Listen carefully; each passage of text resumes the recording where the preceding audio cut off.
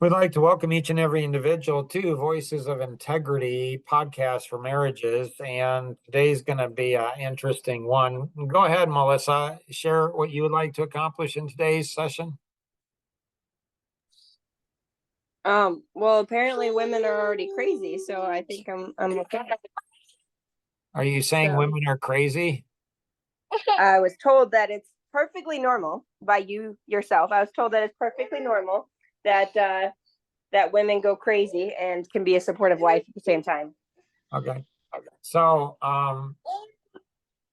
Rosanna, Elaine, any thoughts for Melissa? I guess I would have to know what you're talking about by going crazy. Well, if you remember having toddlers at any point in your life, and they decide they want something and then don't want something, and then want something and then don't want something in a period of 30 seconds, and then when they don't get what they do want or don't want, then they start screaming, and then you lose your mind, and then after about 77 times of that in a period of 15 minutes, then it's just kind of like, oh yeah, this is just the way that life goes, and it's fine. And then your husband gets home 14 hours later and he's like, how was your day, honey? And it's perfectly fine and everything's fine. And I'm like, oh yeah, honey, it was great. Thanks for working so hard to provide for us. Everything's fine. That's what I mean. So Elaine had a question. Elaine, what was your question? I was curious about Jennifer Tibbs, the school teacher. Interesting. Okay. I'm not connecting dots, this year, but I am seeing a picture here. So thank you for bringing that up. That's a good thing that connects in. That's part of the picture there, part of the puzzle. And Rosanna, what did you want to accomplish today? How does a person internalize enough to change and care for others more? So, how do we blend all of these together, and what's the overall topic today? Like, what's the topic for today? Empathy. I was thinking crazy women. I guess we can go with that. Okay, it's decided then. Elaine has spoken, so we'll go with crazy women. And so Rosanna, Elaine, do you have any suggestions for Melissa? I guess my first question would be, is there any form of discipline that you put in there that can slow this down? I mean, from my experience, dealing with it once or twice is enough. And then after that, you just kind of, you figure out a way to let them know that we're not doing this back and forth. Oh yeah, we have discipline installed. In fact, it's probably in some people's eyes too much discipline. But the factor in the matter is, well, they're both sick. So they are miserable and sad, and they question everything in life as adults do when they're sick. I'm pretty sure that a man has to speak up here. Okay. No, I don't think so. This is about women going crazy, not men. Men are already insane. So, you think, right? Right? Exactly. So the thing is a man could speak up and say, oh, you need to do better as a, disciplinary or blah, blah, blah, blah, blah. But you see, there's no men present in this world as we currently speak. There's my father, but he is not currently present in my home for 14 hours a day. So therefore, I have to be the disciplinary of the family, which can be exhausting after 77 times. So, especially since their listening skills are about as good as a deaf person. So, yes, I've tried. So why don't you try what you think you heard Elaine say, and then come back, next week, and we'll do a checkup, and then I'll share my thoughts then. That sounds great. Okay. Elaine, and Roseanne, I'm just curious, do you guys think that's going to work for Melissa? Probably not. Know why it doesn't? No.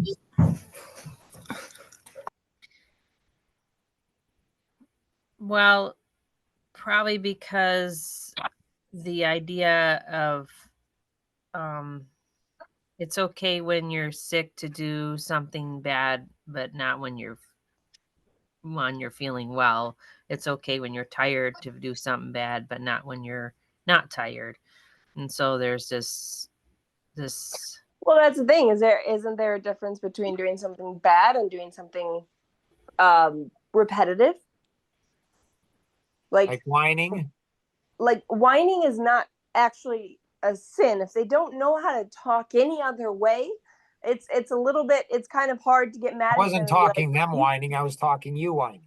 I kind of figured that, but I just kind of transferred it to my 2-year-old. So here's the thing: is that if how do you? Here's a good question then for women going crazy.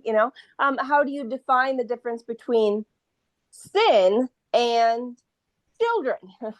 Because children, like punching your sister, yes, that's a sin, or wrong or what bad or whatever. But if it's taking back a toy that was yours originally and she just took it away from you, taking it back and then letting her scream for, because she took it, that's not necessarily wrong. It's just, standing up for herself. So like, how do you determine what's bad and needs discipline versus what's not? What I found, Maybe that's Roseanne good for the and Amish. Elaine, what I found, Roseanne and Elaine, is that often women ask questions, but they're not really looking for the answer. They just want to whine. I haven't. I'm only 60 I years asked old. the Amish lady. I asked her a legitimate question. It wasn't whining. I asked her a legitimate question. How do you know the difference? So, so Roseanne, Are you Amish? what's that? Are you Amish? You sure? No, you're not Amish. I asked the Amish mother, the Amish woman, to answer what is the difference. So I'd like to hear her response. Go ahead, Elaine. And ask me the question again because I got a little distracted there.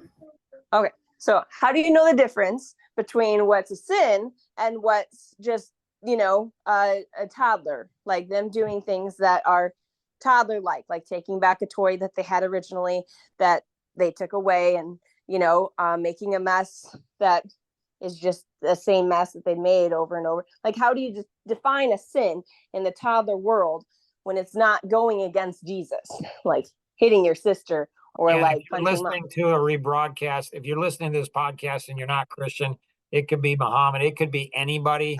So whoever, so Melissa's obviously Christian, which is fine. It's okay to be a Christian. You even if you're a Christian, you can say your views and stuff.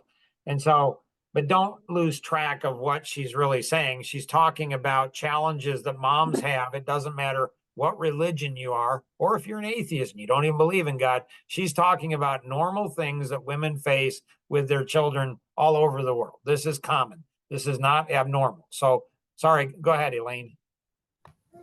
Well, first of all, in my way of thinking, yeah, she did have the toy first, but it shouldn't be up to her to take back the toy that she originally had. She should have come talk to you, or this is the way I train my kids, to come say something to me, and then I'll take care of it and take back the toy so they can have the toy again, if they had it first. On the other hand, right there, Elaine, just a second, please. Do you understand that, Melissa?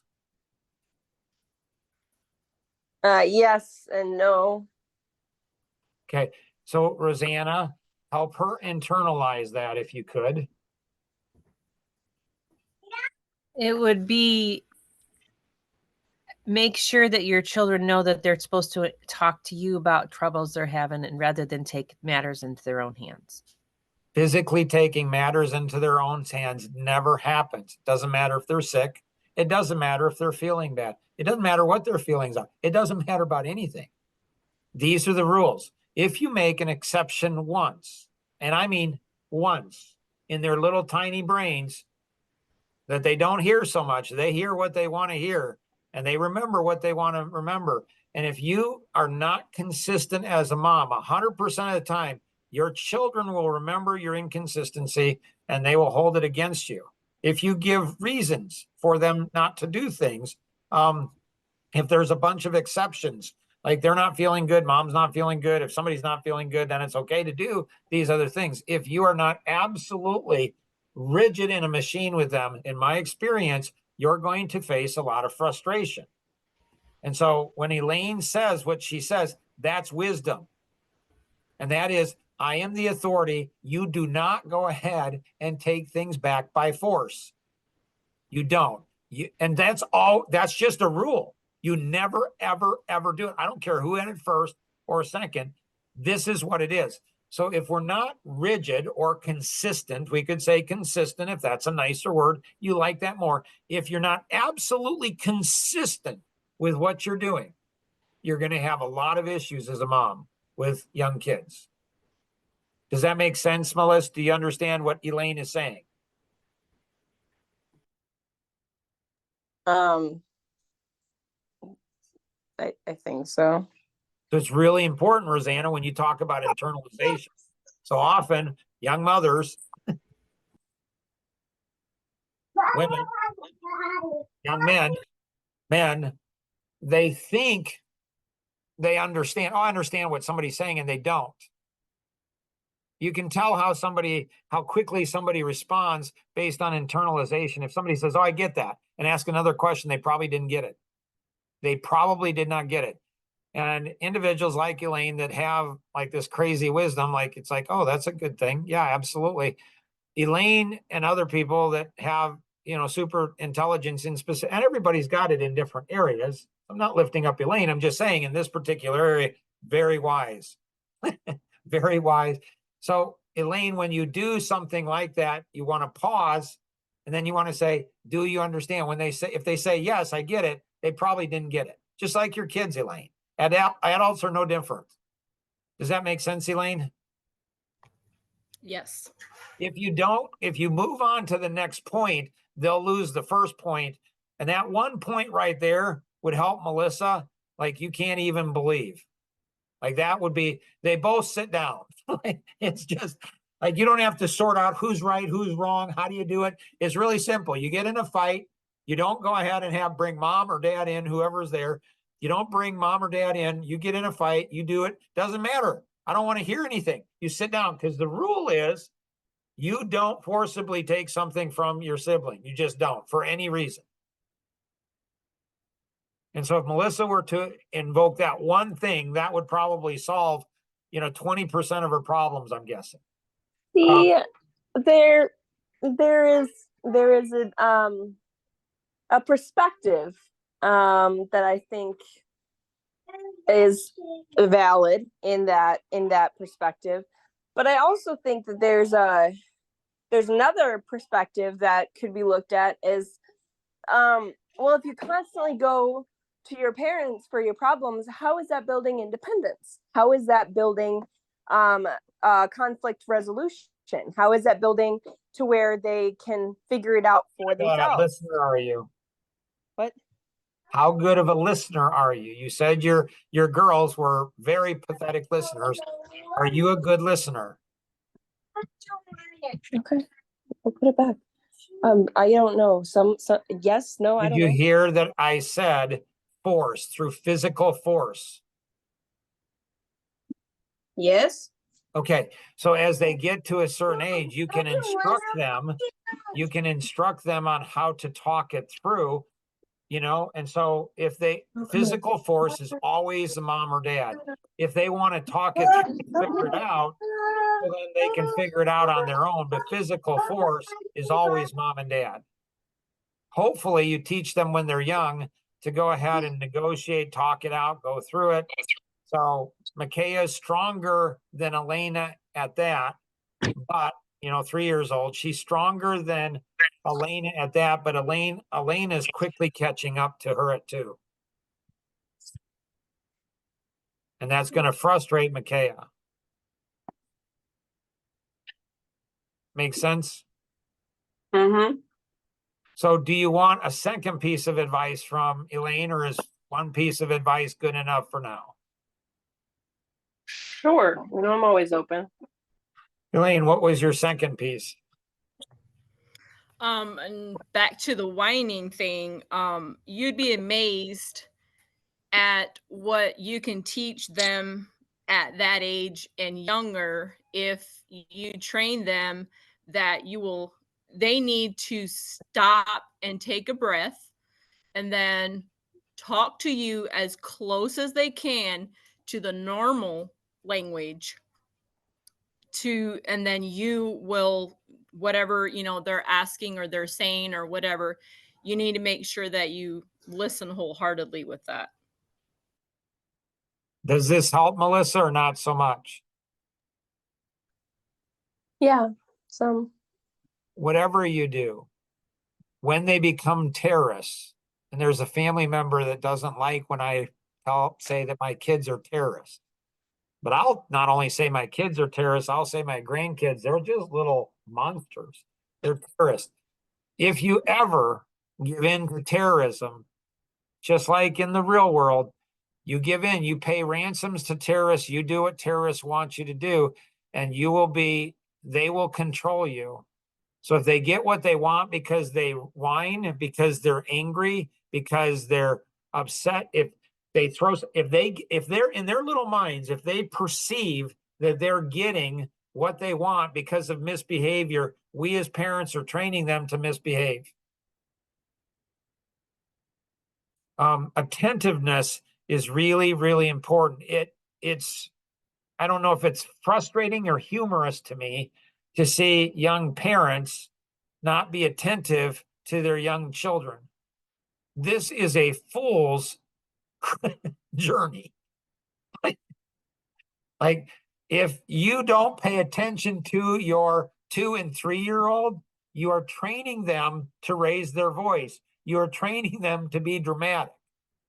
So one of the things that I train my children in, and actually some of my grandchildren are now picking it up, if grandpa is talking to somebody, if dad is talking to somebody, you want dad, you come up and you put your hand on dad's pant leg or suit or whatever he's got. You just come up and I know you're there and you don't speak. You come up and you're there and I'm going to finish my conversation or I'm going to have a break. You don't come up and you just don't interrupt. This is rude. This is inconsiderate. You are not the center of the world. You are not the center of attention. Everything doesn't revolve around you. So often, I'm not saying this would ever happen, but if any of my grandkids, like if I cough and my grandkids go, "Grandpa, are you okay?" That might be a helicopter parent. And so you want to be careful about being dramatic around children. And you definitely don't want to reinforce it for sure. Like if your little 2-year-old goes outside and says, "Oh, it's so hot outside," when it's really actually cold, and you giggle, you laugh. This is where kids are funny. You have to be careful. If you laugh when they do something that's improper, that's dramatic, you're feeding their little brains, be dramatic, because when I'm dramatic, I get what I want. And you're teaching them to be dramatic in a way that you're going to pay for as a parent. And it's only going to the monster's only going to get bigger. It just will. I mean, I'm not saying that, my daughters or my wife are dramatic, or I'm not saying that. I'm just saying as they get older, the drama seems to get more pronounced. Anything else, Melissa or Rosanna or Elaine on that topic? no, I'm good. Okay, so Jennifer Tibbs, she's a friend of mine, and we knew each other, and she went ahead and called me one day, and she said, "Hey, Mark," she's a middle school math teacher. So she's a middle school math teacher, and she was maybe, I think, I could be wrong, maybe mid-40s, and her husband was maybe 60. He was still working though, and she was a middle school math teacher. So tough job, pretty tough job teaching middle schoolers math that don't want to learn math. That's a hard job. And she said, "I'm burned out and I want to go ahead and start my own business, and I want to go ahead and go into become a financial planner." And I said, "Okay." All right. I'm like, why are you calling me? She said, because you think differently. I said, okay. So what do you want from me? She's like, I want to know if that's a good thing for me to start. I said, okay. I said, what does your husband think about it? And she said, he's given me permission. So when a wife says that her husband gives her permission, it doesn't mean that he thinks it's a good idea. And so I knew, I believe, he was worked in a warehouse or something, maybe manager, maybe something else. I'm not sure, but they needed her income as a teacher. Now, I know when you start your own company or you become a financial planner, there's a year or 2 or 3 years, often, not always, but often there's a long time. And I said to her, I said, well, why are you leaving teaching? And she said, I'm burned out. I'm just burned out, Mark. And I said, well, Jennifer, and I asked her to explain herself. And she said, the kids and the parents and the administration and all the overhead, it was a private school. And I said, well, Jennifer, and she was a Christian. And I said, well, Jennifer, I have found that often God allows things into our lives that if we don't learn the lesson from this pain, then God allows something even more painful in our life. So it's good so I don't know. I can't tell you. I said, what I will say, Jennifer, is like, I wonder if you should do it another year. And she's like, I hate it. I hate it. I said, well, this will give you a really good feeling for your husband and other men all around the world. She said, what do you mean? I said, husbands, there are so many husbands that do things they hate doing. I mean, hate doing. They don't whine. I remember Melissa. Like we were at Red Lobster at an event and we were sitting there and she said something about, I don't know, maybe not liking her job or I don't know, not liking something. I said, well, Jason, her husband, he doesn't like working at the factory. And she's like, I don't know. I think he's fine with it. I like, really? I said, he doesn't like it, honey. She's like, well, he never complains. I'm like, ask your husband. He's sitting right next. He's smiling. He says, do you like working? She says, do you like working at the factory? And he says, no. She's like, but you never complain. And he said, well, what good will that do? See, he understood something. He understood something. Like if you're complaining about something, it doesn't make it better. I mean, maybe if you're a toddler and you want ice cream, if you complain enough, maybe you can get your mom to do something or your grandma to do something. Sometimes even dads will do it. Some grandpas will do it. This particular grandpa works very, very hard to make sure that in there's little tiny minds that are pretty active, that he never does anything. You get angry, you get upset, you raise your voice, you go ahead and you ask more than once, like you do any of that kind of stuff. So I'm training their brains to be disciplined human beings, to think, to go through it. And so I told that to her and she decided to stay. She went on Action Vision, actually. So it's discovering your life vision and then actions. And then we went ahead and started working. And she was working, I think she was doing 4 hours a night of preparation. We got that down to less than an hour. Her classroom, we went ahead and had all of the students have their life vision. And we taught them how to do personalities. And then I taught her how to have the older one or the more experienced, the ones who like math, teach the other ones. So her class started teaching, and it was she said it's the most enjoyable year she ever had because she listened. She didn't say, well, Mark, he doesn't know. He's not a teacher. He doesn't have his teaching degree. He doesn't teach in a classroom. He's never taught middle school. She didn't. She just trusted me.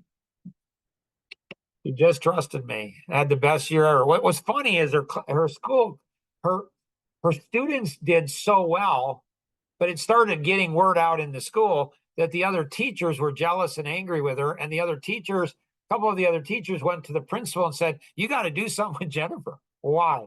she's not teaching the way she's supposed to. Yeah, but her students, are getting the best scores ever. They're better, higher than anything's ever been done. Like, no, I'm gonna just leave her be. And so, so I asked her, I said, Jennifer, she's like, this is amazing. I enjoy it so much, and blah, blah, blah. And it was life transforming for her. And she learned how to, all kinds of stuff. And so I think a lot of times women discount men, dismiss men. But you've never been a mom. You don't know what it's like to have toddlers. You don't know what it's like to have teenagers. You don't know what it's like. So women don't listen to men. If you're a woman in defensive, you're like, well, men don't listen to women. I would have to agree with you. Men don't listen to women, and that's a shame. That hurts marriages a lot when the husband doesn't listen to his wife, when the wife doesn't listen to the husband. And so,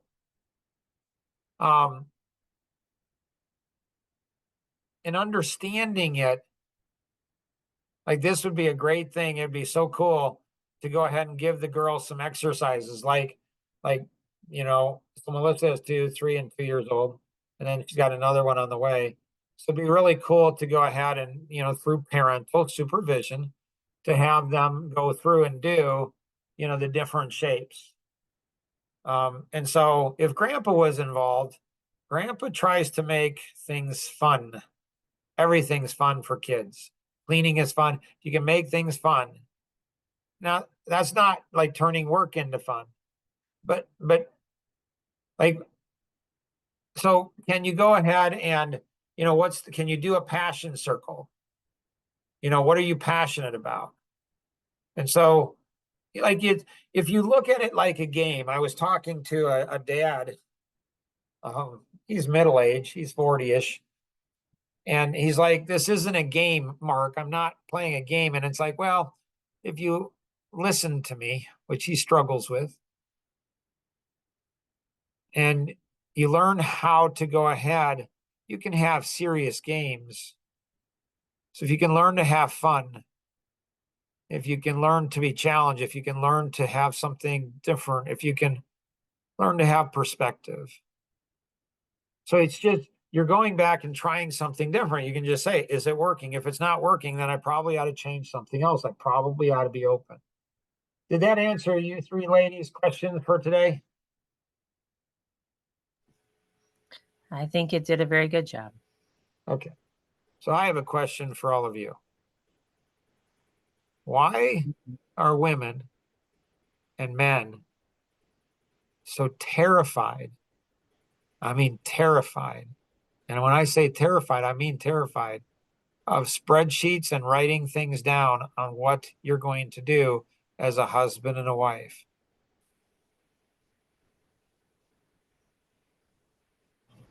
In my opinion, I would say once you see it on paper, once you make it known to others, then you are held accountable, and a lot of people do not want to be held accountable.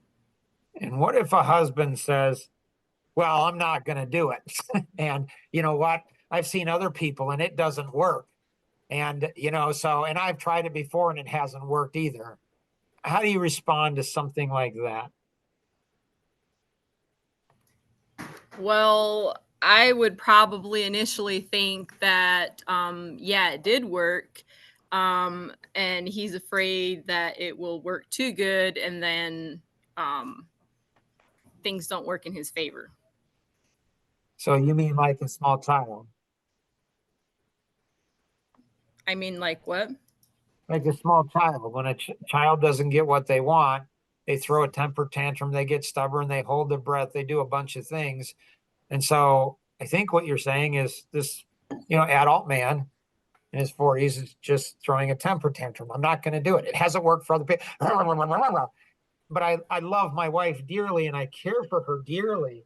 Like, I love her dearly and I care for her dearly. And I love and I care for my kids dearly. So it's like, how do you deal with somebody like that? I think if the person's not willing to do it, then it's like, do they really love the person that they're They saying think that they they do. And how do they prove that love? Is it Don't through have to. All they have because to do is talk it. because they say it, Uh-huh.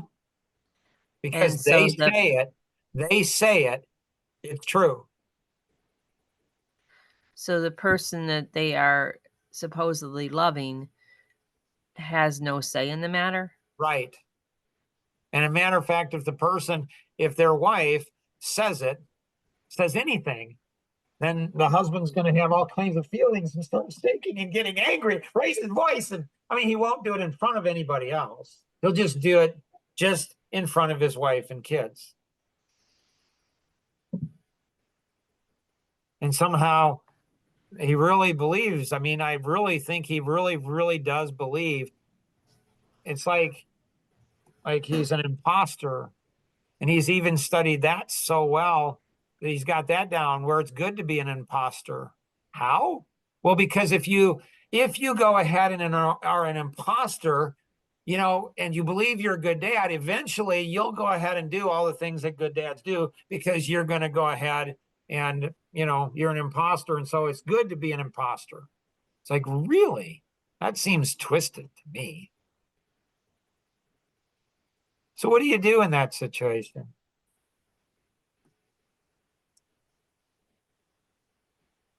Um, I think you pull in other resources. Anybody else have any thoughts on that? No, not really. Here's my thoughts. I've run into a number of people like this a lot, and the pattern's all the same. They want to go ahead and look good, and everything is how they look. It's all how they look. They care how people, and what they do is they train their wife, they train their kids, they try to train, they train their, in-laws, they train sister, they train everybody around them. They train everybody around them to just go, oh, that's just so and so, and accept them for who they are. And it just absolutely disintegrates the marriage and the kids. It's just absolutely corrosive. And there's nobody that sees it. And they'll even say really cool things like, well, I don't want to get my family involved because, when I get family involved, it always makes it worse. So it's like they have a short in their brain or something in their brain. It's a short.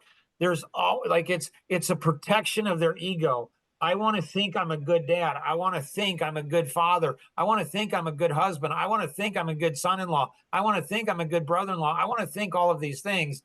And nobody's willing to go ahead and be honest with them unless you have somebody that really cares. So this is what I have found. I have found they're just very much like pastors. They're very much like leaders, and they care about how people look at them, and their wives and kids, the people closest to them, are just dying. It's just crazy. So what you do is you just expose them. You just say their name. And if it gets back to, their mom, like often their mom, what happened in that situation is their mom often is the one that babied them and told them they were a good boy, growing up, even when they weren't a good boy, and they're a victim. And so they've learned, if I can just get people to think I'm a victim, and then people just, they just ignore them, they mock them, they don't respect them, and the person feels alone. And so you just name them, you just say out their name, and then you put it on a live podcast and you just broadcast it to where no matter where they go, there's going to be people who are going to go, oh, you're that person. And so that's what you do. You just expose them. Questions? No. Nope. So Oh no, we're out of time. Oh, I was going to expose them, but I won't because we're out of time. But next week, maybe we will. Maybe we'll do a case study and look back, I don't know, 14 years and say, hey, Maybe here's what's some happened. miracle will happen between now and then. Ooh, that's cool. Yeah, I think so. Could, right? All things are possible. So if you have any questions on this podcast, feel free to connect with the individual who invited you to participate in today's session, or you can call toll free 888-230-2300 outside the US 630-393-9909. Always remember, we can accomplish so much more together than we ever could on our own. Have an amazing day. Bye-bye.